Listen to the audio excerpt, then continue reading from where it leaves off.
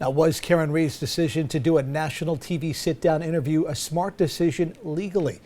ABC6 News reporter Ryan Medeiros asked our ABC6 News legal analyst about that very question. He joined us now live in the newsroom with that part of the story. Ryan, what do you have?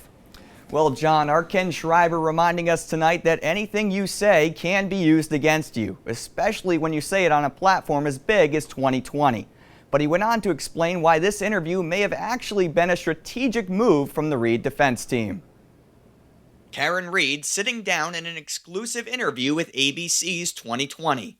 Her first extensive comment since the jury deadlocked in her first trial. I had felt like I had alcohol. I felt that I had a buzz.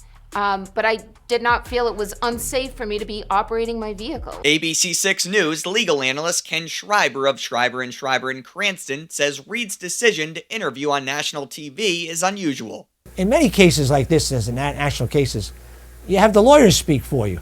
You know, anything that you say can be used against you, especially when you say it in a public forum like this. Nevertheless, Schreiber says he's sure Reed's high-powered team made the necessary preparations. I would be surprised if anything that she said would incriminate her, because I think she ran anything she said by her attorney, Attorney Jackson, before she said it. I would hope so. Schreiber says the interview could be a sign of a defense on the offensive. Her lawyer is almost saying to the district attorney, you know what, try it again if you want. We're going to get the same decision, if not a better one, the second time. He's almost daring them. And now he's going in full-scale publicity mode. That first trial gripping the nation, airing live in its entirety. It's a fascinating defense, and if any of it is true, that doesn't speak well, which is basically that it's a cover-up by the police department here. Her lawyer is absolutely convinced that she did nothing wrong and that she did not hit him with her SUV on that date. Schreiber thinks Reed's team may have an edge with the second trial on deck. So you think, if anything, the defense could be more fueled from the first trial to actually be in a better position, possibly for the second one?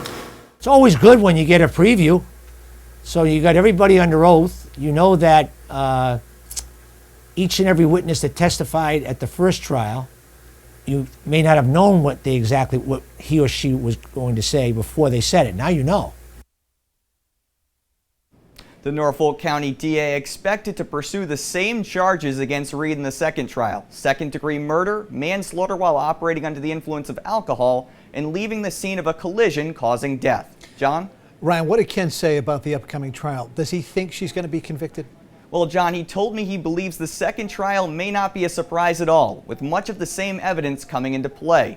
He also told me he thinks we may see a very similar verdict. One main difference this time is that one of the state's key witnesses, Trooper Michael Proctor, was suspended without pay in July after Massachusetts State Police pulled him off the job, following the first trial.